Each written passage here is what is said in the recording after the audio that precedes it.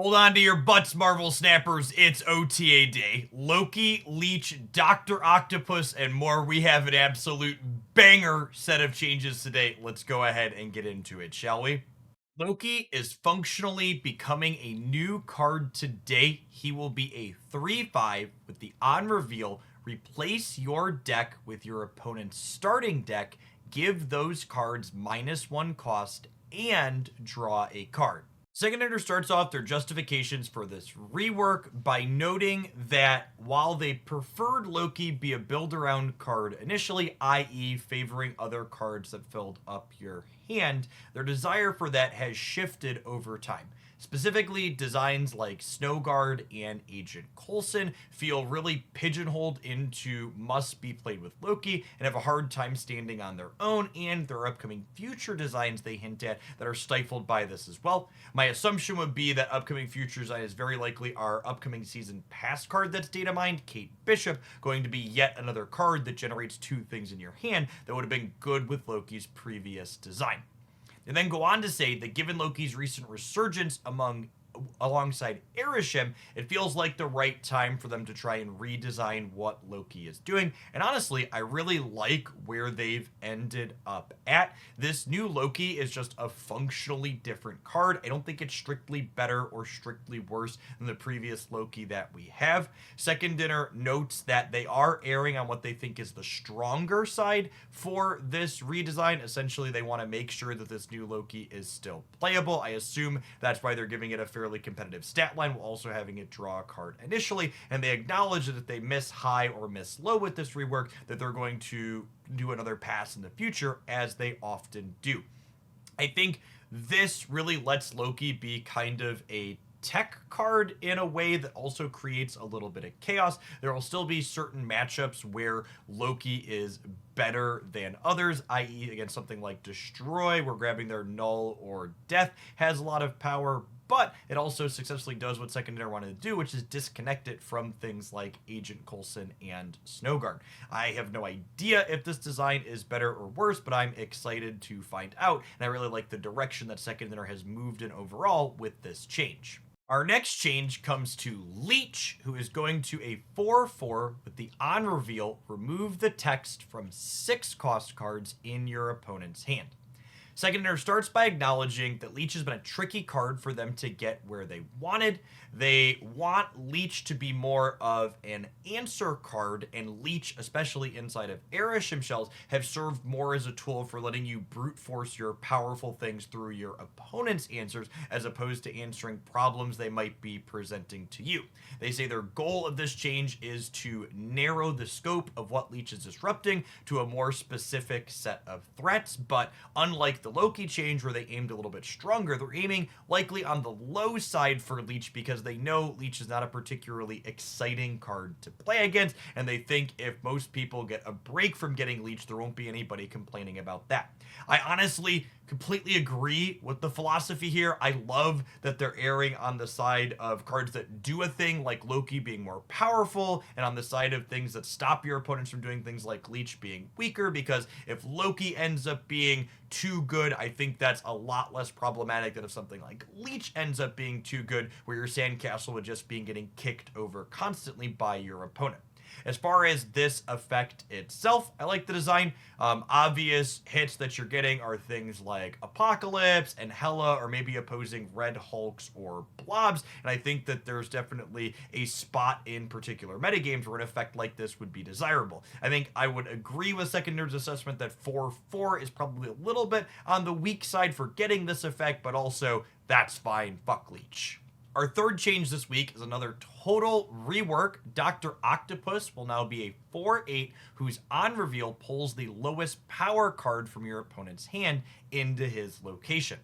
Second Ender starts off talking about this change by acknowledging that Dr. Octopus for a long time had been a niche player in the Marvel Snap metagame, and then Erishim showed up, and they don't say it, but Clutter got more popular in the wake of White Widow as well, and it made Dr. Octopus a lot more prevalent. As Dr. Octopus's share in the metagame rose, it became apparent that his effect is quite frustrating, and one that they really don't want to see play in any amount of volume. Because because this is a card that they don't really want to be popular with its previous design, that makes it a prime candidate for a rework. And honestly, I really like the rework that they went with. Obviously, he now gets to duck Shang-Chi, and I think there will be a number of matchups where a 3-power Shang-Chi could be the lowest power card you're grabbing from the opponent's hand on turn 4 or 5. And from a flavor perspective, a 4/8 is wonderful for our Octopus character.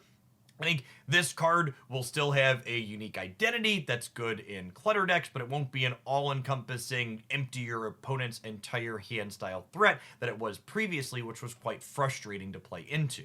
Speaking of clutter, our next change is a strict downgrade to one of the most popular clutter cards released in recent memory. White Widow's Kiss will now only give -3 power with its ongoing effect when your opponent's side of the board isn't full there. Second Inner notes that enough time has passed for White Widow to see play in a lot of spots, and they feel she's a little bit more popular than they would like, so they're taking a little bit of points off of her. I think making her more comparable to something like Lizard makes a lot of sense, who is a playable, reasonable 2-drop without being particularly overbearing. This change, I think, is definitely merited and a good one to make.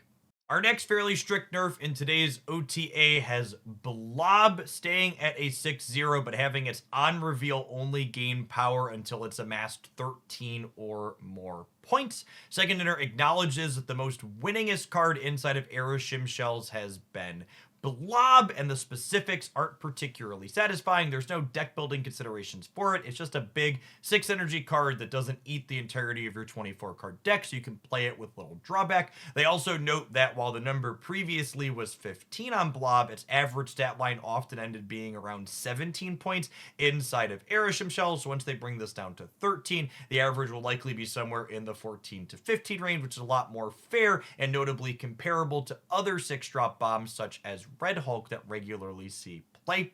Taking a couple points off of Blob is great. It means decks like Bounce and others will be more readily able to race it in terms of raw points, as opposed to strictly having to lean on something like Shang-Chi or Shadow King to interact with it directly. Finally, we close out on a couple of buffs, which I think are super safe and free points for Second Dinner to add back into the game. We start off with War Machine, who's going from a 4/6 up to a 4/7 while retaining his text box. Overall, I don't think this is really going to move the needle on War Machine. Personally, I think I'd like to see this card redesigned to maybe be ongoing or perhaps be a bigger 5-drop, since that's often the turn you want to be playing this card out. But I agree with Second Dinner, this is a free point to give him, and it's not going to break the game.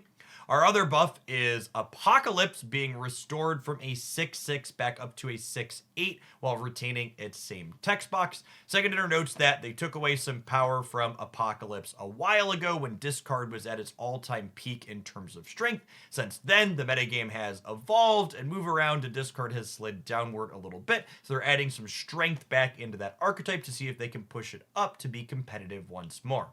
I think this is an absolutely phenomenal set of OTA changes today, especially the bits where they talked about Leech and Dr. Octopus really hammers home why I love the Second Inner balanced team so much. Well, obviously they're worried about win rates and power level, they're also acknowledging and talking about certain cards and effects just not being particularly fun. So while they could take the easy way out on just making effects like Leech and Dr. Octopus worse in terms of numbers, they'd rather rework them into new cards that can still be competitive and playable while being less toxic and frustrating to play against. As always, I'd love to know your thoughts on these card changes in the comments down below. And if you enjoyed my summary on the topic, be sure to snap that like button and make sure you're subscribed to the channel so you don't miss my best decks breakdown coming up here once we see where things are going after this latest set of changes.